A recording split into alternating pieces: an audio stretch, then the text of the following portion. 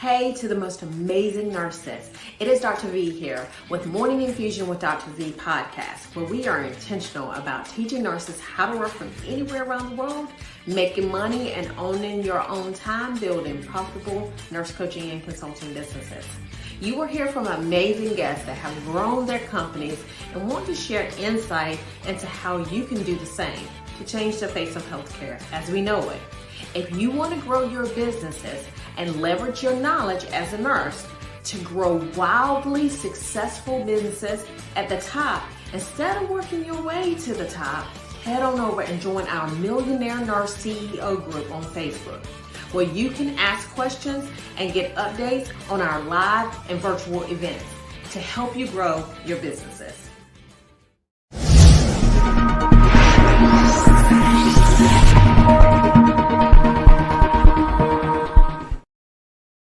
Welcome to Morning Infusion with Dr. V. So I have the amazing Dr. Anita Gould here. And so Dr. Anita Gould, so tell us in your own words. First of all, I want to say I ask that you like, share, subscribe to the podcast. It's Morning Infusion with Dr. V on Apple, and it is subscribed to our Nurse Nurturer channel that is on YouTube. So I ask that you like and subscribe to that so that we can get more people in. It increases our opportunity. Now, Dr. Gould, is there someone named Belinda that you have sent a link to? Yes, ma'am. Okay, all right. I just wanted to make sure because there was somebody named Belinda in and I kicked her out once. So I just wanted to make sure I don't kick her out again. Okay, so she's going to be watching in the back scene. All right. So Dr. Gould, tell us just tell us who you are. So as Dr. V said, my name is Dr. Anita Gould. I am a family nurse practitioner, and I am the CEO, founder of Haute Wellness and Medspa here in San Antonio, Texas, where I help people that struggle with beauty and inner health. I help them to feel good about themselves from the inside out, mentally, physically, emotionally, and just become a better them. I love it. Okay, so now tell me a little bit about now your life just kind of went not the traditional way as nurses are concerned. Mm-hmm. You went to the military. Now, when I was younger, as a girl, okay, I was not thinking, they were talking about the ASVAB and taking that test, and I was like, I don't know why they want me to take this test, because I'm not going to anybody's boot camp. This is not what I'm going to do. I'm too prissy, okay? Mm-hmm. Not gonna do it. So tell me, what made you even think about going into the military? So I actually was in school for 3.5 years. I finished my first 3.5 years of college, and it was getting tight to pay for it. And I figured if I go into the military, they can just help me with this last semester. And that's how I ended up coming in. It was originally to help me pay for school, but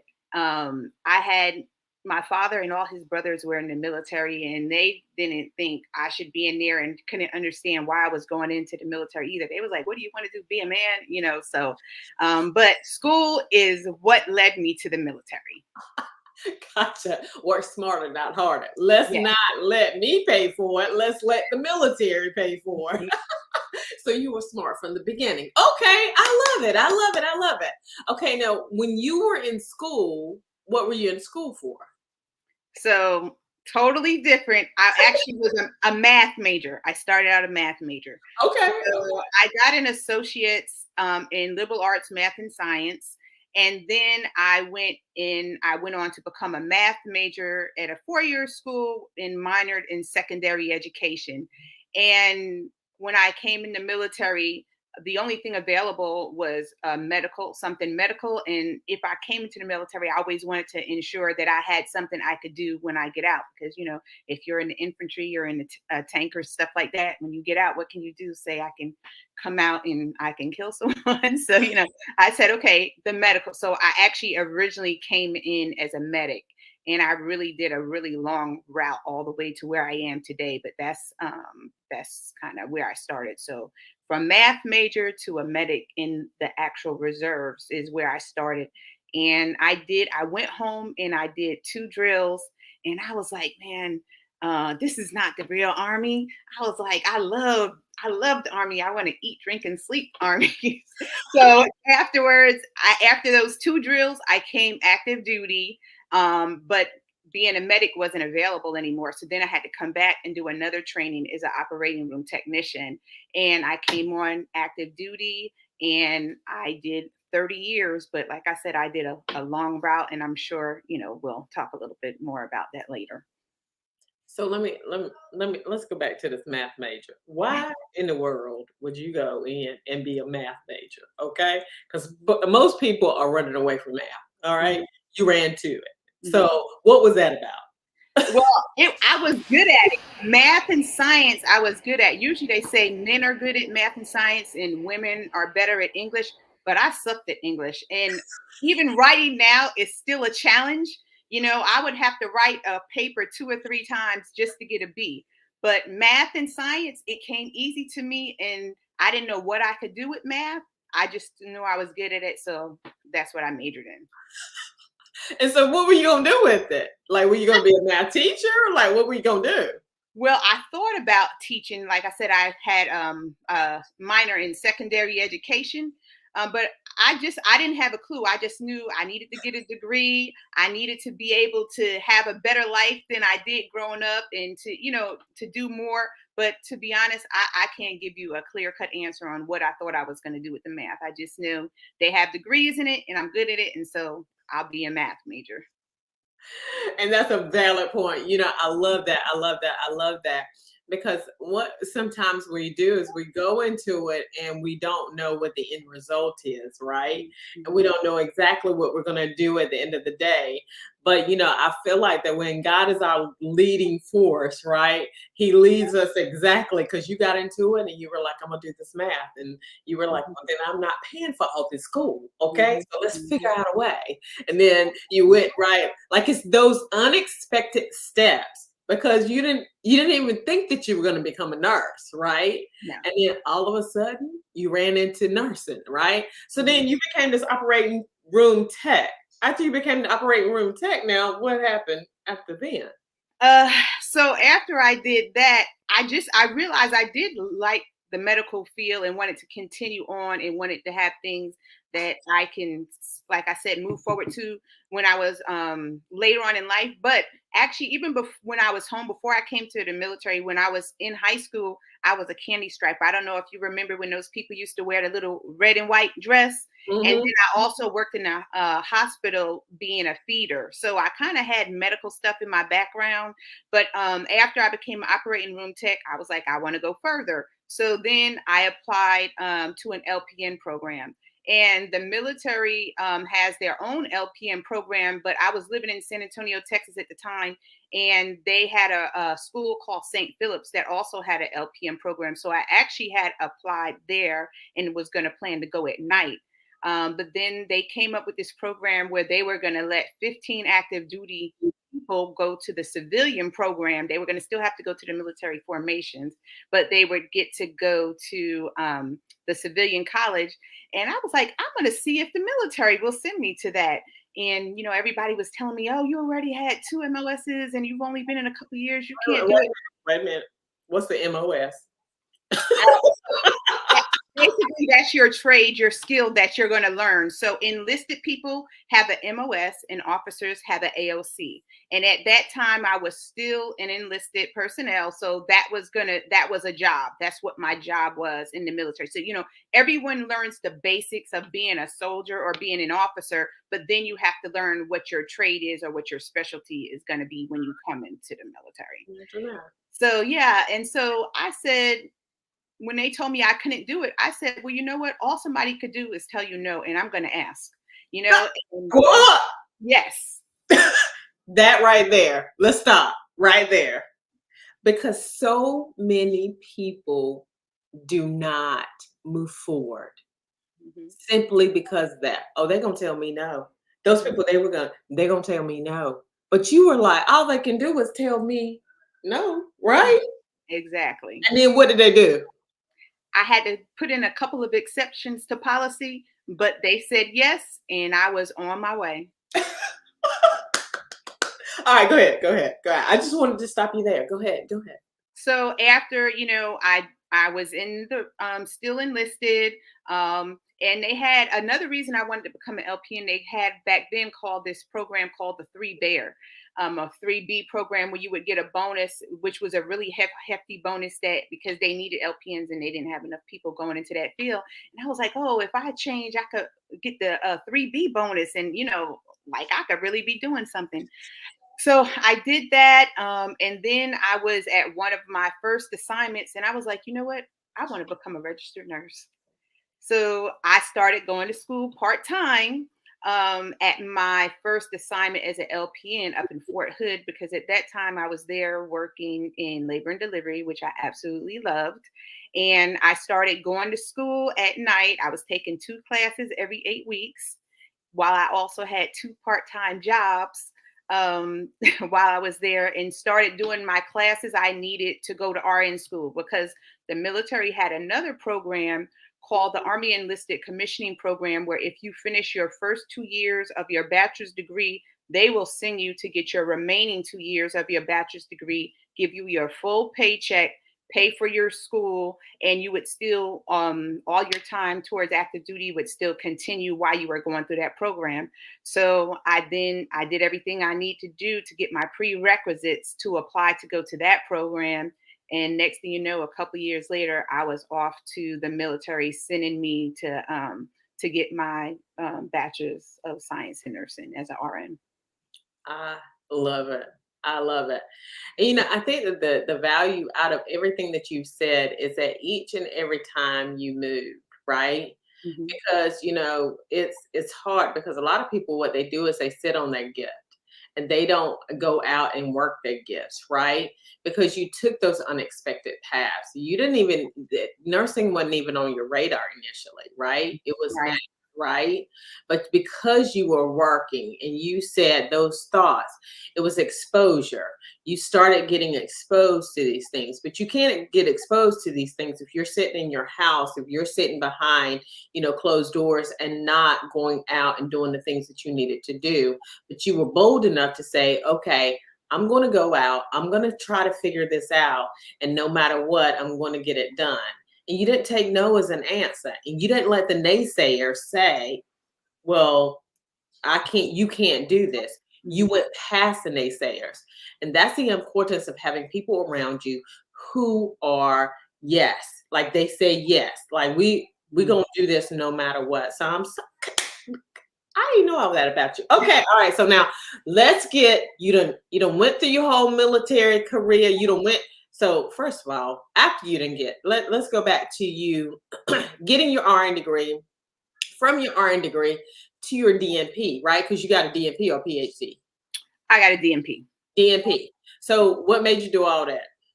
Because I still wonder sometimes why I did all that. But go ahead. So I got 2 other degrees in between there.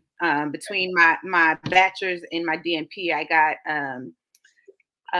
first I got a master's of public administration with a concentration in healthcare service administration, and then I was like, really, what can I do with that? And so then I was like, the Army had sent me to a program called Training with the Industry, where they sent me to do a fellowship with the Joint Commission for a year. And so while I was there, I started going to school at night to get my master's in nursing as a family nurse practitioner. Now, don't tell nobody, because I wasn't supposed to be doing that. I was supposed to be concentrating on my fellowship. But I got my my family nurse practitioner while during the same time I was working on my fellowship. And later I was like, okay, I need to have more of a seat at the table in the C-suite realm, because in the military I dealt a lot with the C-suite realm. After I did my fellowship, I was at the Office of the Surgeon General working there. And I'm like looking to have a seat at the table, looking for nurse practitioners to be heard. I said, I actually need my doctoral degree.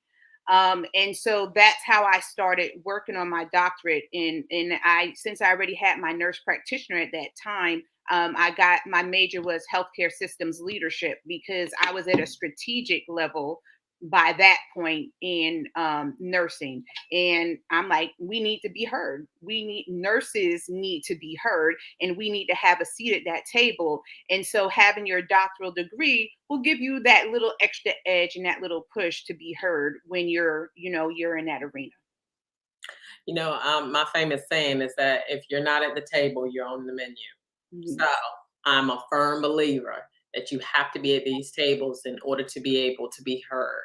Then we're going to go to commercial again, and then we're going to start talking about your transition from military to now becoming a very successful med spa owner.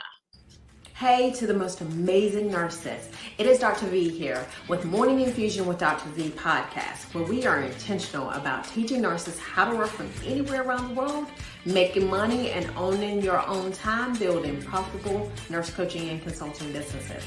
You will hear from amazing guests that have grown their companies and want to share insight into how you can do the same to change the face of healthcare as we know it. If you want to grow your businesses and leverage your knowledge as a nurse to grow wildly successful businesses at the top, instead of working your way to the top, head on over and join our Millionaire Nurse CEO group on Facebook, where you can ask questions and get updates on our live and virtual events to help you grow your businesses.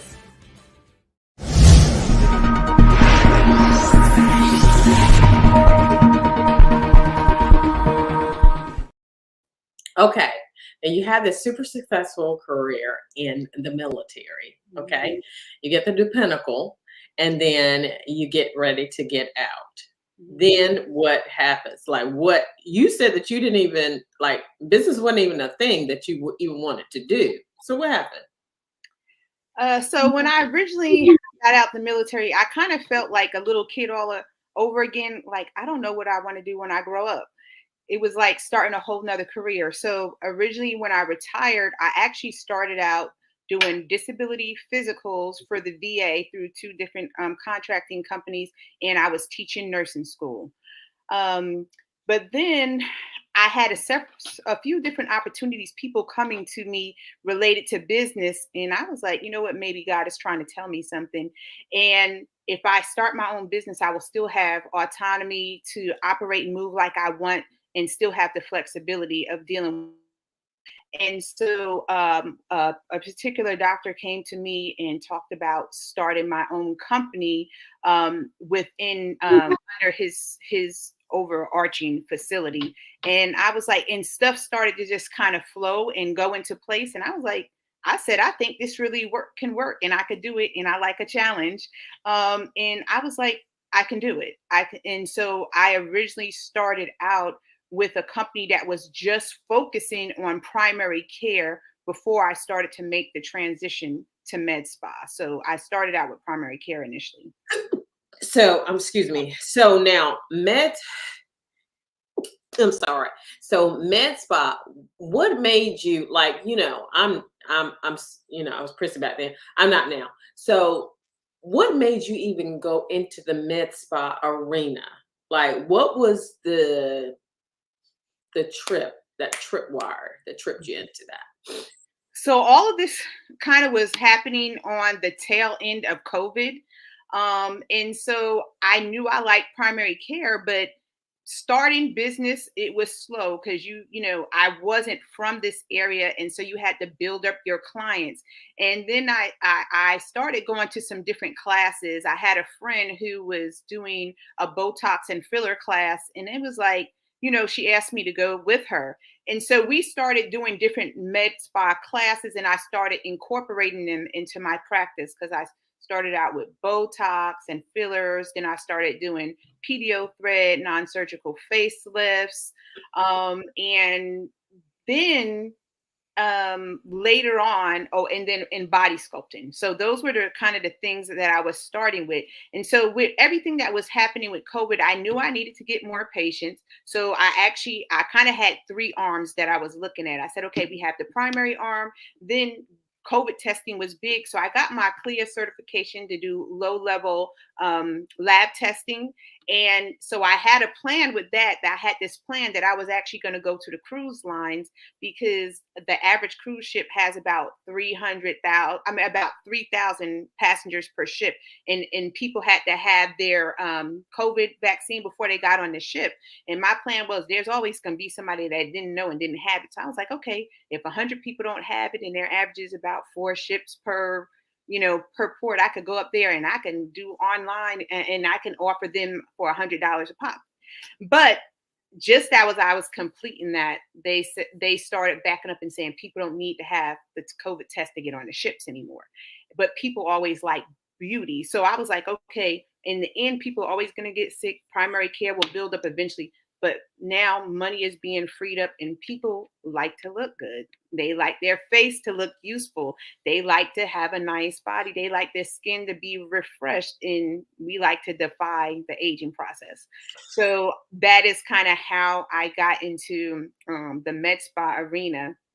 But then, being new in business, I realized there's other challenges that come along the way to start having a business. So, what is one of the things that you did as it relates to those challenges, just to help you get through those challenges?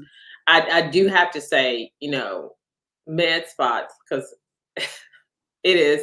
I've done my market research. And when I say that I've done my market research, it's not because I've done my market research because I wanted to do my market research. I've done my market research because this is literally what, like when people come to my calls, they come to my calls for 3 things. Coaching, probably about 85% of the people come and they want coaching. But the other 15%, they either want to start a home health company or they either want to start a med spa.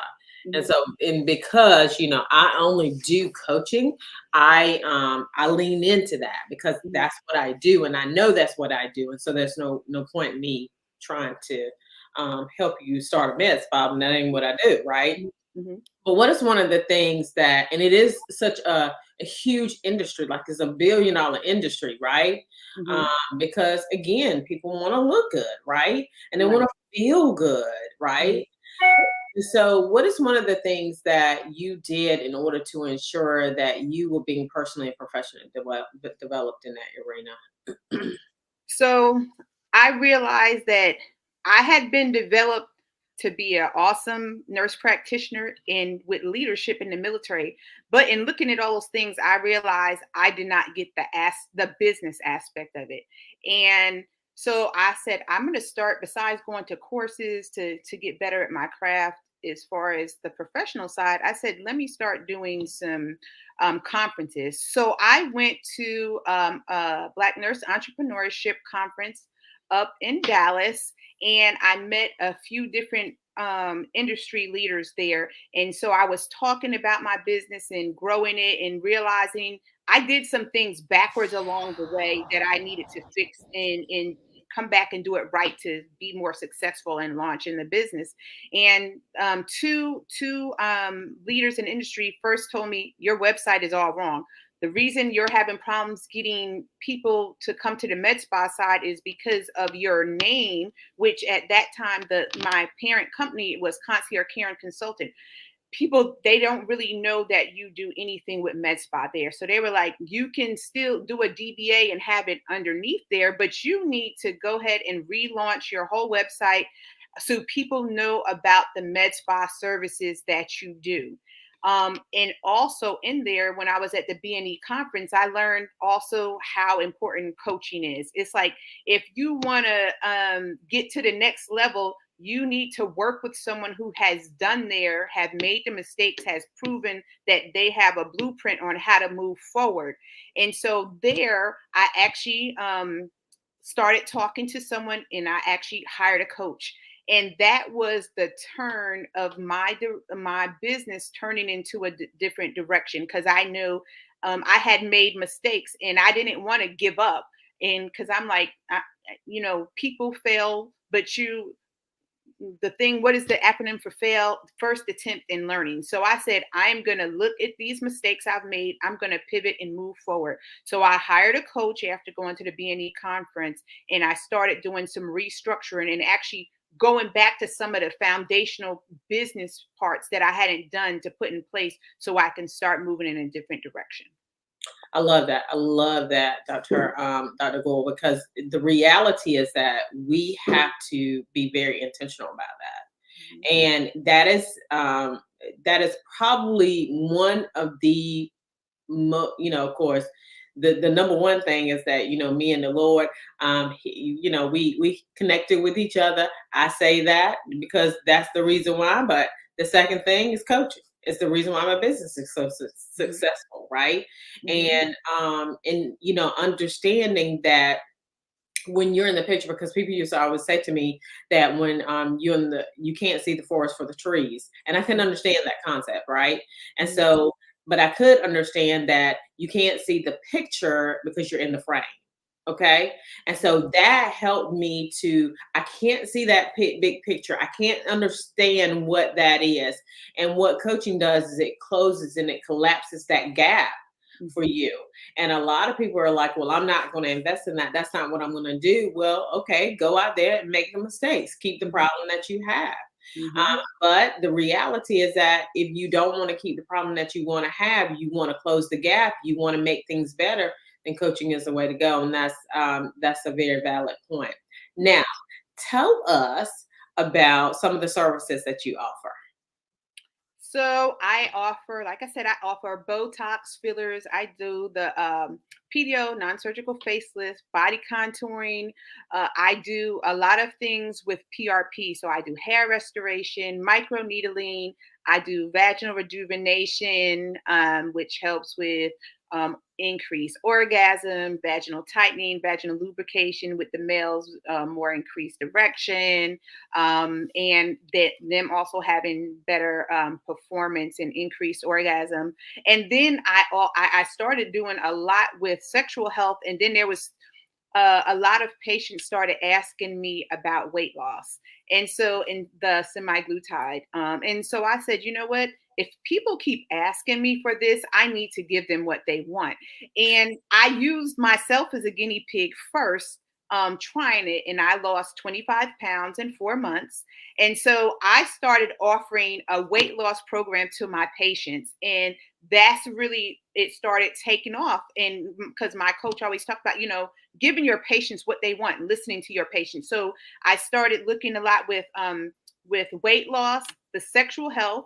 I'm incorporating some hormones right now, and then micronutrient testing, because kind of those 4 things kind of all feed off of each other. And then I do a lot with liquid lipo too. That's a big craze right now, is liquid lipo. So those are, and then IV hydration. So IV hydration and all of the different vitamin drips.